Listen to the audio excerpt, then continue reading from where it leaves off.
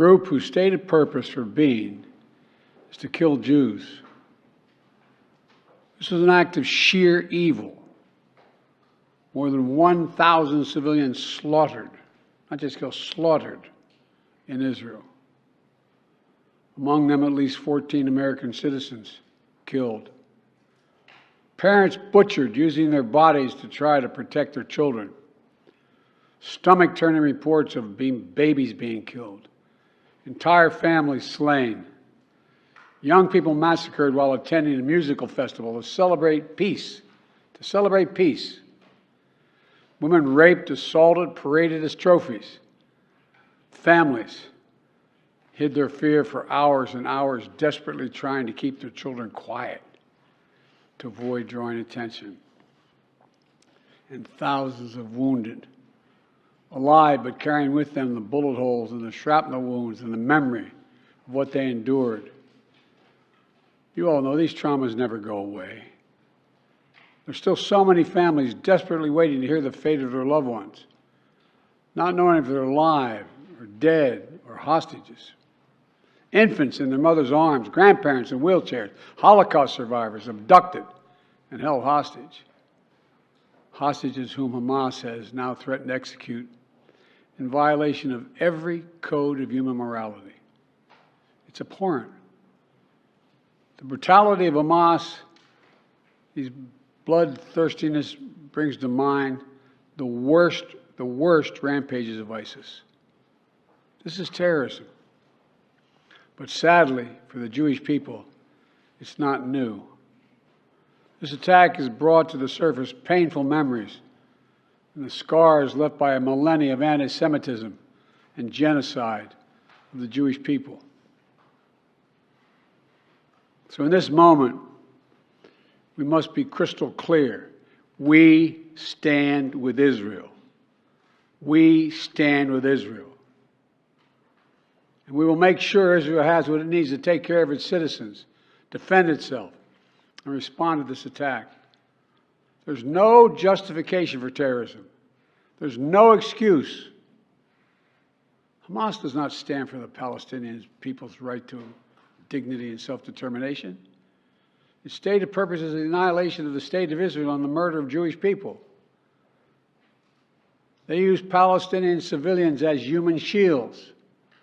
Hamas offers nothing but terror and bloodshed with no regard to who pays the price.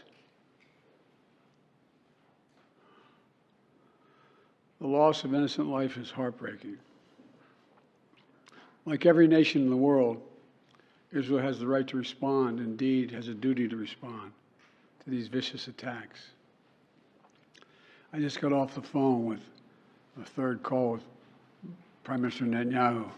And I told him, the United States experience what Israel is experiencing, our response will be swift, decisive, and overwhelming.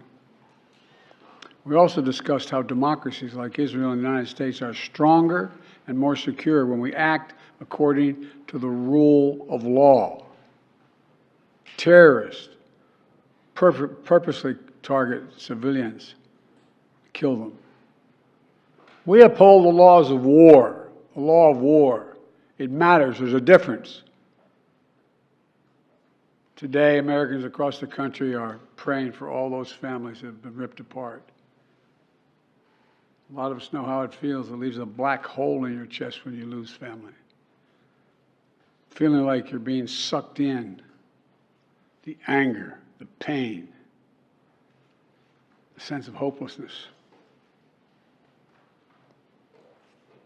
This is what they mean by a human tragedy, an atrocity on an appalling scale. We're going to continue to stand united, supporting the people of Israel who are suffering unspeakable losses and opposing the hatred and violence of terrorism. My team has been in near constant communication with our Israeli partners and partners all across the region and the world from the moment this crisis began. We're surging additional military assistance, including ammunition and interceptors, to replenish Iron Dome. We're going to make sure that Israel does not run out of these critical assets to defend its cities and its citizens. My administration has consulted closely with Congress throughout this crisis.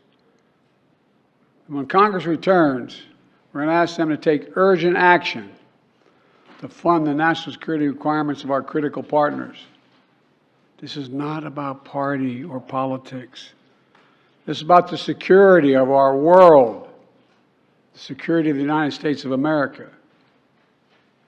We now know that American citizens are among those being held by Hamas. I've directed my team to share intelligence and deploy additional experts from across the United States government to consult with and advise Israeli counterparts on hostage recovery efforts.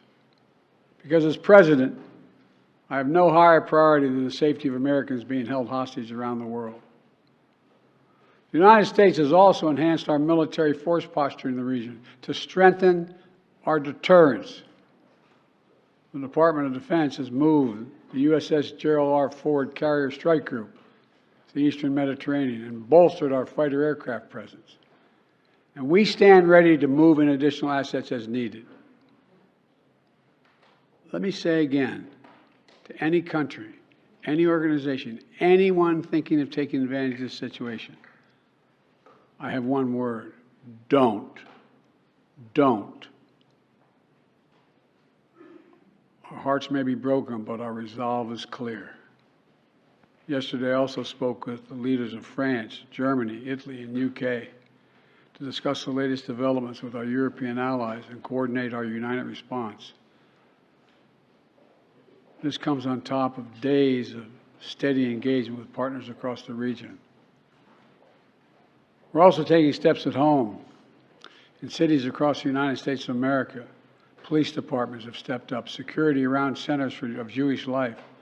The Department of Homeland Security and the Federal Bureau of Investigation are working closely with state and local law enforcement and Jewish community partners to identify and disrupt any domestic threat that could emerge in connection with these horrific attacks.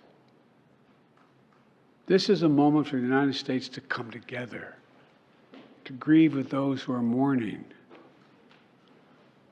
Let's be real clear. There is no place for hate in America. Not against Jews, not against Muslims, not against anybody. What we reject is terrorism.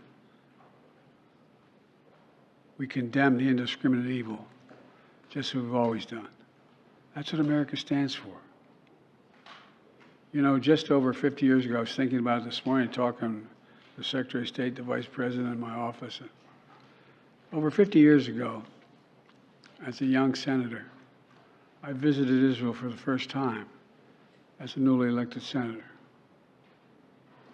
And I had a long, long trip, a meeting with Golda Meir in her office just before the Yom Kippur War. And I guess she could see the consternation on my face as she described what was being faced. They were facing.